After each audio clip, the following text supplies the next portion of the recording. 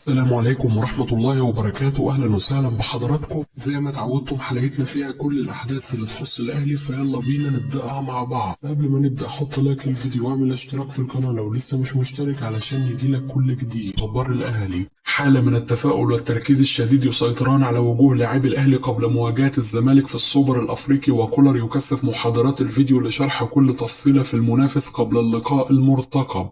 تعليمات مشددة لمروان عطية في الأهلي بضرورة منع أحمد سيد زيزو من التسديد على مرمى الشناوي في مواجهة الجمعة القادمة. كولر يؤكد للاعبي الأهلي على ضرورة البحث عن تسجيل هدف من الدقيقة الأولى في مواجهة السوبر وأخذ زمام المبادرة واستغلال سوء تمركزات حسام عبد المجيد والمسدوسي وتذبذب مستوى محمد صبحي لهز الشباك. ويمنح تعليمات خاصة لبيرسي تاو والشحات ووسام أبو علي للتحرك في المساحات بين قلبي دفاع الزمالك والظاهرين. قتال من أشرف داري في مران الفريق على أمل أن يسجل ظهوره الأول بقميص الأهلي أمام الزمالك في مواجهة الجمعة. محمد مجدي قفشة يتدرب على التسديد من بعد في مران الأهلي على أمل خطف قضية جديدة في مواجهة الجمعة واستمرار أهدافه الحاسمة مع القلعة الحمراء. كريم فؤاد يظهر في مران الأهلي لتقديم كامل الدعم لزملائه قبل السوبر والتأكيد لهم على ثقته في قدرتهم على العودة من المملكة العربية السعودية باللقب. الكابتن محمود الخطيب يؤكد للاعبي الأهلي أنه لا يوجد في كرة القدم ما يسمى بأفضلية فريق على آخر قبل المباراة، وأنه لابد من إغلاق أذنهم وعدم الاستماع لكل ما يثار واحترام الخصم أيا كانت ظروفه،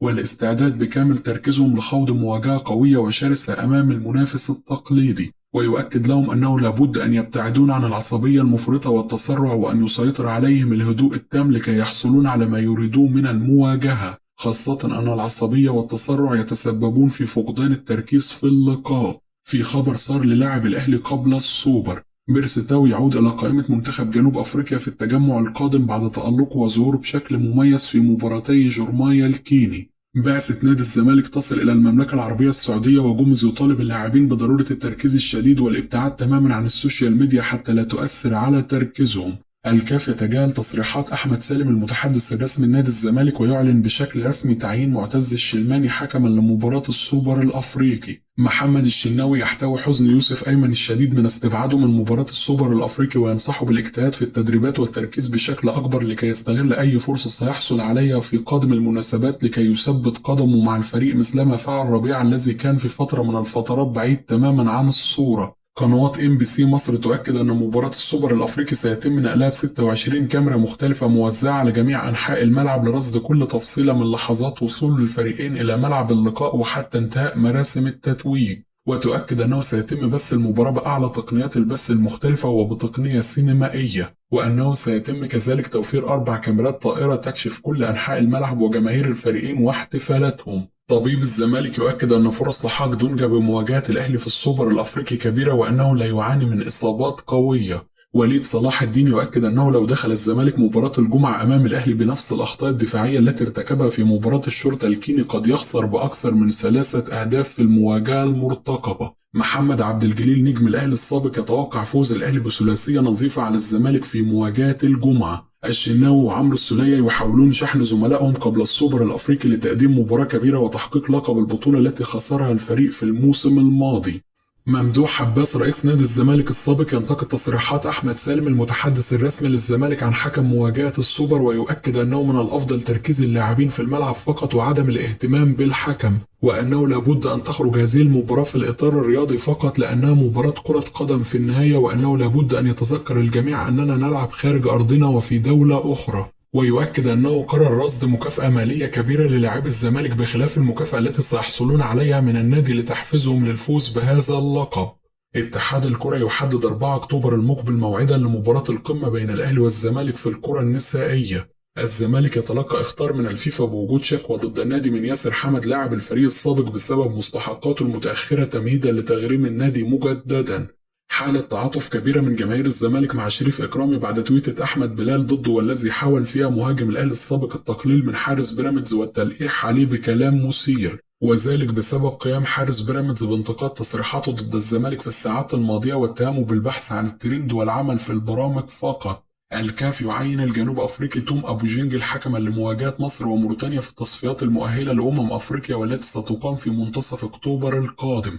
إنزو زيدان نجل المدرب الفرنسي الكبير زين الدين زيدان يعتزل كرة القدم بعمر 29 عام للتركيز على استثماراته.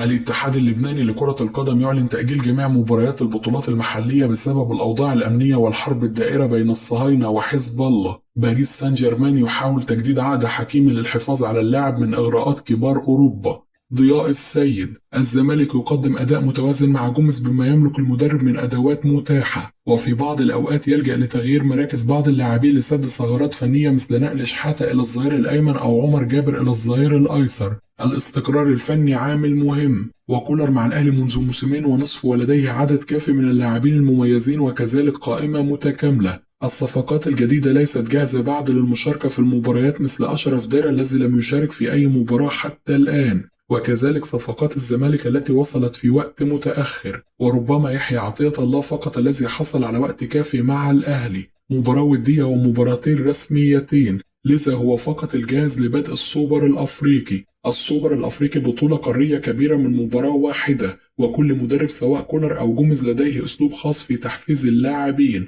والبعض يعرض أفلام حماسية والآخر قد يستعين بعبارات تحفيزية، وفي النهاية كل مدرب له طريقته الخاصة. التاريخ يؤكد أنه لا يمكن أبدا التنبؤ بدربيات الأهلي والزمالك، لذا لا يملك أي منهم أفضلية على حساب الآخر، وأي لاعب خاض تلك المباريات سيؤكد ذلك. مستوى اللاعبين أثناء المباراة أو الحالة المعنوية والفنية لهم في يوم المباراة هو أبرز عامل حاسم بالنسبة لي، رغم الأدوار المؤثرة بالطبع للجوانب التكتيكية والخططية. حسام البدري المدير الفني السابق للنادي الأهلي: بطولة كأس السوبر الأفريقي مهمة وكبيرة بكل تأكيد على مستوى القارة، وزادت هذا العام متابعة وأهمية وإثارة بتواجد الأهلي والزمالك كمنافسين على اللقب. الأهلي حظوظه أوفر بالمباراة أمام الزمالك ولديه استقرار أكثر وقام بتدعيم الفريق وفقا لاحتياجاته الحالية، لكن تدعيمات الزمالك تختلف عن الأهلي على المستوى الفني مع احترامي لها، ونحتاج لرؤيتها بالملعب من أجل الحكم عليها. أولا، الأهلي يملك لاعبين جيدين، وهذا الأمر يساعد مارسيل كولر المدير الفني للفريق بشكل كبير من أجل تحقيق نتائج جيدة،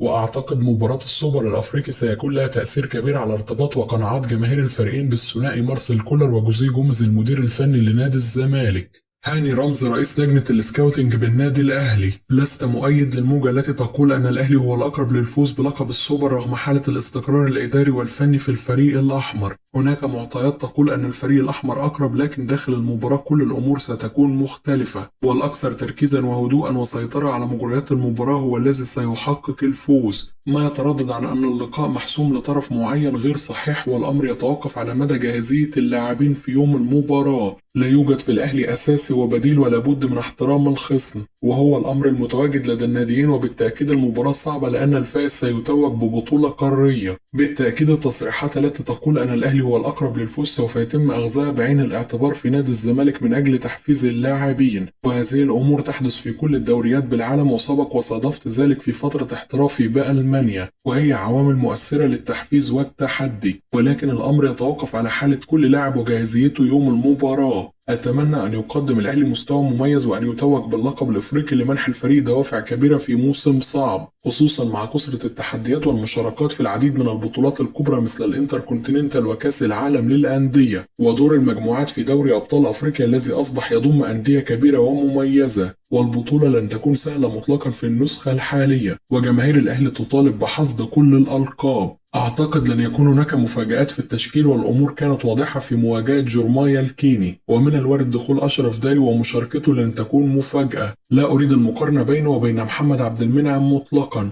لكنه سيكون له دور مع باقي زملائه في الفريق في الخط الخلفي سواء ياسر إبراهيم أو ربيعة أو يوسف أيمن، ولا بد من الإشادة بدور رام ربيعة وتركيزه مؤخرا، فهو يعيش في فورمة فنية عالية. كيفن جانسون المدرب العام السابق للنادي الأهلي: أعتقد أن الأهلي سيفوز بكأس السوبر الأفريقي لأنهم كانوا منسجمين ومميزين هذا الموسم، ومارسيل كولر قام بعمل جيد للغاية مع الفريق. لم أشاهد أي مباراة للزمالك ويصعب علي التحدث عن أدائهم، لكني دائما ما أسمع عنهم أخبار غير جيدة. على مستوى اللاعبين أرى أن الأهلي سيكون قوي في خط الوسط، كما أن لديه الشحات وتوى الذين يسجلون الأهداف. أما بالنسبة للزمالك فأنا دائما من كبار المعجبين بأحمد سيد زيزو، لكني أعتقد أن الأهلي سيفوز باللقب. نادر السيد: أداء الزمالك في المباريات السابقة ليس دليل على سهولة مباراة السوبر للنادي الأهلي، خاصة أن كل مباراة لها ظروفها الخاصة. أعتقد خط وسط وسط نادي الزمالك حال ظهوره بمستوى مميز سيكون أفضل من الأهلي، خاصة أن قيمة لاعبي الفارس الأبيض أفضل من الناحية الفنية. الأهلي يتميز في خط هجومه في ظل ما يملكه من لاعبين جيدين، وأبرزهم وسام أبو علي وبيرسي تاو وحسين الشحات، وهم لاعبين دوليين ولديهم من الخبرة الكبيرة لإحداث الفارق. محمد الشناوي سيكون الحارس الأساسي في الأهلي، وجوميز يثق في محمد صبحي وأعتقد هو من سيبدأ أساسيا، والنسب متساوية بين الفريقين لتحقيق الفوز. أسامة عرابي لاعب النادي الأهلي السابق، مباريات القمة دائما ما تكون مليئة بالإثارة والضغوط على الفريقين ولا تخضع للتوقعات. ما يميز الأهلي أنه في حال استقرار فني منذ موسمين تقريبا، والصفقات الجديدة قادرة على تعويض الراحلين.